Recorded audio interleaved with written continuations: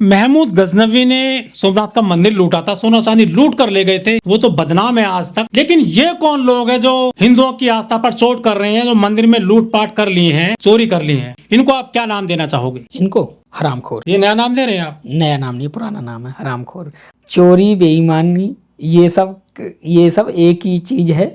एक वर्ग है, एक वर्ग है, एक जाति है, एक धर्म है, उसी धर्म के लोग हैं और उसी धर्म की जाति के वो लोग हैं। ऐसे होंगे, उनकी क्या औकात है बेचारों की? वो तो बेचारे वहां तक जाते भी नहीं होंगे। दान पात्र उन्होंने बेचारों ने आंख से भी नहीं देखा होगा, देखते भी होंगे तो बस देख कर निहार लेते होंगे। उन्हें कहाँ इतना, वो तो एक नाम के लिए है कि भाई एक शूद्र होना चाहिए तो उसको रख लिया है, बाकी उसकी बेचारे की औकात कहाँ? इतने सारे मिश्रा जी में, तिवारी जी में, दुबे जी में, चौबे जी में, एक ऐसी वाले की क्या औकात है? वो तो वहां से चवन्नी नहीं उठा सकता।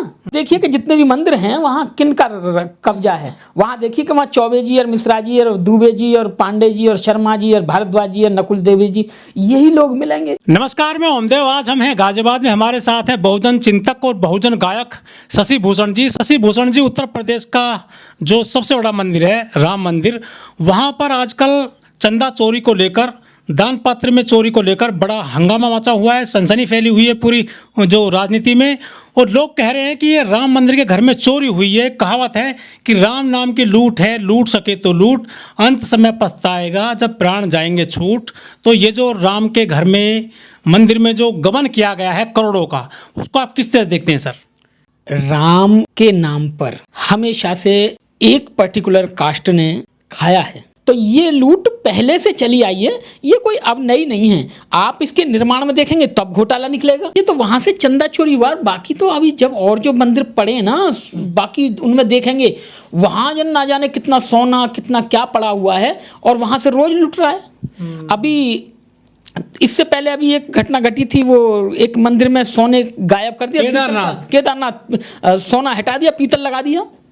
ये पीतल लगाना, सेम उसी डिजाइन में बनाना, ये एक दिन का काम तो हो नहीं सकता। इसके लिए तो बहुत कारीगरों की जरूरत पड़ी होगी। तो आप देख सकते हैं, ये तो सदा से एक पर्टिकुलर एक जाति ने जो वहाँ पे जिसका कब्जा है, चाहे वो कोई भी जाति हो जिसका कब्जा होता है। आप समझदार हैं, आप देख सकते हैं कि किसका कब्जा है मंदिरों पे। जो गबन किया गया है दान पात्र में से, जो सोना चांदी कैश जो गबन किया गया है, ये भगवान का आस्था का केंद्र है। वहाँ पर भी लोग नहीं डर रहे हैं इस तरह से जो माल उड़ाने में। इस देश में दो आदमियों को बिल्कुल पता है, ऐसी शक्ति या कोई डरने वाली चीज नहीं है। देखिए, आस्था हो सकती है। एक तो ब्राह्मण को पता है कि भगवान काल्पनिक है, ये डर की चीज है, हमने डरा रखा है। और दूसरा एक अम्बेडकरवादी को पता है। जिन लोगों को आस्था है, जो जानते हैं कि भगवान है, जो विश्वास करते हैं, गरीब लोग, डरे हुए लोग, वो तो डरते हैं कि भगवान देख रहा है, तीसरी आंख से देख रहा है। लेकिन ब्राह्मण को तो पता ही है ना कि तीसरी तीसरी आंख कुछ नहीं है, जो है तेरे सामने है। इसलिए तो आपने देखा है कि मंदिर के सामने वो लगे जाते हैं सीसीटीवी कैमरे। उसको पता है जो है मैं हूं, इसलिए वो सीसीटीवी कैमरे लगाता है। एक तो है सेवायत तिवारी और एक है लवकुश मिश्रा। इसके अलावा एक जो यादव समाज के व्यक्ति भी आ रहे हैं प्रकाश में, इन पे आरोप लग रहे हैं करोड़ों का इन्होंने जो है गबन किया है। और जो लवकुश मिश्रा है, उसके घर से 10 लाख रुपए का कैश मिला है।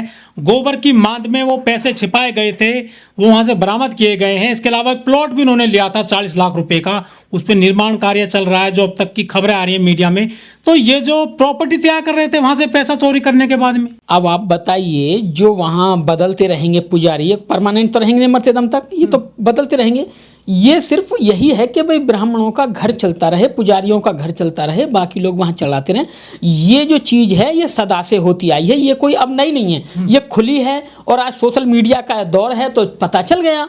और जब पहले सोशल मीडिया नहीं था और ये ऐसी सीसीटीवी नहीं थे, इस तरह की चीज़ें नहीं थी, तो पहले भी ऐसे ही होता था। अच्छा, एक बात बताओ, ये सरकारी नौकरी वाले ये कहते हैं हमारा घर नहीं चल रहा, और एक ब्राह्मण है सुबह आकर मंदिर में बैठता है, शाम तक टन रहता है, उसके बच्चे मजे करते हैं, उसकी कोई नौकरी नहीं, उसकी बीवी, उसके बच्चे, नाती पोते सब गाड़ियों में घूम रहे हैं, सब मजे ले रहे हैं। उसकी कौन सी तनख्वाह है, उसको कहाँ से आता है? ये जो गबन हुआ है, ये तो समुद्र में से एक बाल्टी निकाली गई है। समुद्र में से सिर्फ एक बाल्टी निकाली गई है जिसका कोई अस्तित्व ही नहीं है। वहां पैसा इतना चढ़ावा इतना है कि वो तो एक बाल्टी निकाली गई है, वो एक बाल्टी के बराबर है। चाहे वो 10 लाख हो, चाहे 20 लाख हो, जो भी है, 4-5 लोगों ने करोड़ों रुपए हो, जो भी है, वो एक बाल्टी का। 2-3 लोग अभी तक प्रकाश में आए हैं, ये सेवायत तिवारी और लवकुश मिश्रा, पैसे भी बरामद हो गए हैं। जो यादव हैं ये भी एक जो है लाइट में आ गए हैं, लेकिन इन पर अभी तक कोई FIR नहीं हुई है, कोई मुकदमा दर्ज नहीं हुआ है। और जो सनातनी लोग हैं, जो हिंदुवादी संगठनों के लोग हैं, कथावाचक हैं या जो धर्माधिकारी हैं, वो इसमें मांग भी नहीं उठा रहे हैं कि इन पर मुकदमा हो, इन पर कोर्ट कार्रवाई हो? देखिए, ऐसा कुछ भी नहीं होगा, मामला थोड़ा उछला है। दूसरा मामला कोई ऐसा लाएंगे कि लोगों की नज़र वहाँ से हटेगी, वहाँ हो दूसरा, मतलब लोग भूल जाएंगे, लोग उस पर हाय हाय करेंगे, इसको भूल जाएंगे। देवदासी की रीत चलते कहाँ से स्टार्ट हुई? देवदासी भी तो मंदिरों से हुई है। एक किसान को देखिए, उसकी जो पेट है ना वो रीढ़ की हड्डी से लगा होता है, धूप में दिन भर, इनके मंदिरों में एसी हैं। एक कहावत है कि अंधी पीसे कुत्ता खाए और धक्का पेल यूं ही चली जाए। अंधी पीस रही है, उसे पता ही नहीं है कि कौन खा रहा है, बस खाए जा रहे हैं। राम भद्राचार्य कह रहे हैं कि कोई बात नहीं है, ब्राह्मण ने तो लिया है चंदा, गबन क्या है पैसा, कोई जरूरत नहीं है जांच कराने की। वो तो उसका जन्म सिद्ध अधिकार है, उसको तो 100 खून माफ होते थे पहले, भारतीय संविधान से पहले। ये जो गबन किया है राम मंदिर में, क्या ये भी माफ कर दिए जाएंगे? ये माफे काबिल है, ब्राह्मण को सब चीज माफ है। मनुस्मृति लागू ही तो नहीं है, लेकिन दिमाग में तो फिट है ना सभी के। संविधान उन पे लागू होता या इस तरह की कोई बात होती तो आज वो FIR होकर जेल के पीछे होते, जांच चल रही होती। इतने दिन हो गए, इतने लाइट में आ गए, अभी तक किसी पे FIR नहीं, कुछ नहीं। क्यों? आखिर क्यों? सवाल आता है, क्यों? कौन जवाब देगा इस बात का?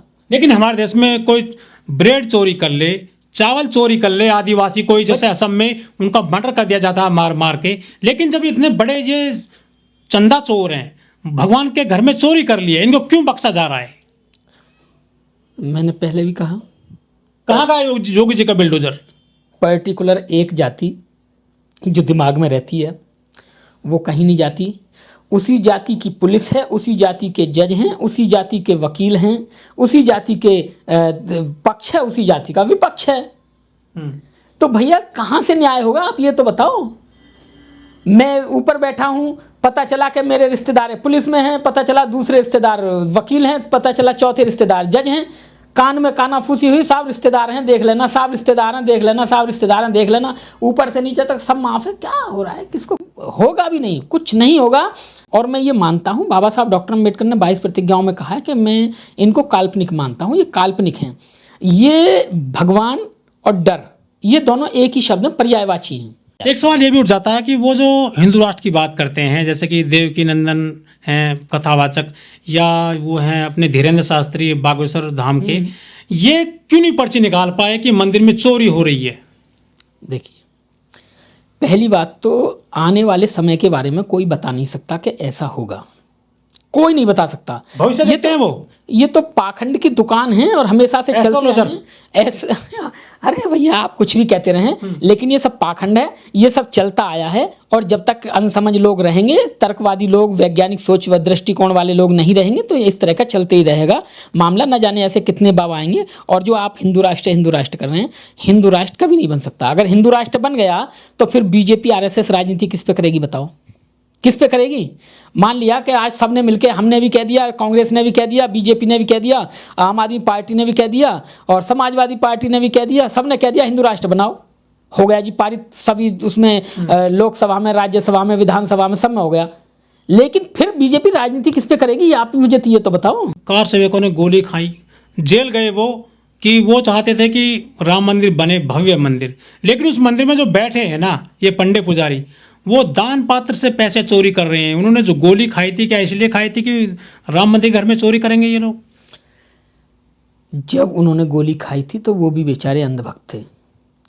आज आप उनके घर जाके देखेंगे ना, जिन लोगों ने गोलियां खाई, जो लोग लड़े थे, जो लोग घायल हुए, जिनके परिवार के लोग मरे, आज उन परिवारों में जाके देखो, वो इन सब चीज़ों से बहुत दूर हैं। वो ये कहते हैं कि हमारे बच्चे ने गलती कर दी, ये हो गई तो हो गई।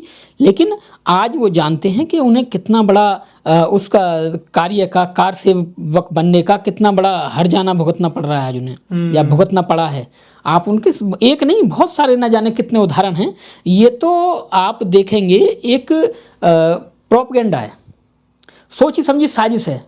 जब तक गरीबी रहेगी, गरीब रहेगा, अशिक्षा रहेगी, अविद्या रहेगी, तब तक ये सब चलता रहेगा, इसे कोई नहीं रोक सकता। मोदी जी ने नारा दिया था कि मैं भी चौकीदार। उनके जो फॉलोवर है वो भी कह रहे थे हम सब चौकीदार हैं, हम मोदी जी को फॉलो करते हैं। यदि वो चौकीदार है तो मंदिर में चोरी कैसे हो रही है? वो तो कहते थे प्रधान सेवक हैं। देखिए, चौकीदार की से ही चोरी होती है, आप कहीं भी देख लें। अगर चौकीदार जगा हुआ है और वो सीटी बजा रहा है तो चोरी नहीं हो सकती। अगर चौकीदार के रहते हुए चोरी हुई है तो कहीं ना कहीं शय चौकीदार की है। इसके पीछे बस ढूंढने की जरूरत है। आप ढूंढेंगे तो मिल जाएगा कि चौकीदार कहीं ना कहीं मिला हुआ था। लोगों में अंधविश्वास फैला के उनका कमाया हुआ धन उनसे लेते हैं डर दिखा के। वो भोले भाले लोग इनकी बातों में फंस जाते हैं, उनके पैसे पे इनके बच्चे अय्यासी करते हैं। हिंदू धर्म की बात करते हैं, गाय गंगा बचाने की बात करते हैं, वो सनातन को मजबूत करने की बात करते हैं, हिंदू राष्ट्र बनाने की बात करते हैं। वो कहाँ गए? वो अब अनिल मिश्रा जैसे एडवोकेट, वो कथावाचक, वो जो जगत गुरु हैं, वो शंकराचार्य हैं, वो अब क्यों नहीं बोल रहे हैं कि राम के नाम पर जो लूट की गई है, इनके जो आरोपी हैं उनको क्यों बख्शा जा रहा है? मुकदमा भी दर्ज नहीं हुआ है अभी तक भी। भारतीय संविधान के बाद में शंकराचार्य, ये जितने भी जगत गुरु हैं, ये सब हैं। जो बुलडोजर है, आपको मालूम है, मैं भी जानता हूँ कि बुलडोजर सिर्फ मुसलमान पे चलता है, हिंदू पे नहीं चलता है। हिंदू चाहे 4 मर्डर कर दे, अभी त्यागी जो लड़का था उसका मर्डर हुआ, उस पे तो नहीं चला, वो भी खोड़ा गाजियाबाद का ही केस था। भाग्य, भरोसा, चमत्कार, इन सब से दूर निकलना होगा। इस देश को एक अच्छा देश बनाना होगा। बाबा साहब डॉक्टर अम्बेडकर ने इस देश को इतनी अच्छी एक राह दिखाई, इतना अच्छा धम्म दिया, इतना अच्छा संविधान दिया, इतना अच्छा एक भाईचारा बना के इस देश को दिया। लेकिन यहाँ के कुछ लोगों ने उसको ऐसा बेड़ागर्क किया है कि आज हर व्यक्ति के दिल में, आज छोटे से बच्चे के लेके बुजुर्ग तक के दिल में एक दूसरे के प्रति आग भरी हुई है, धर्म की, जाति की, और इस आग में सब जल रहे हैं।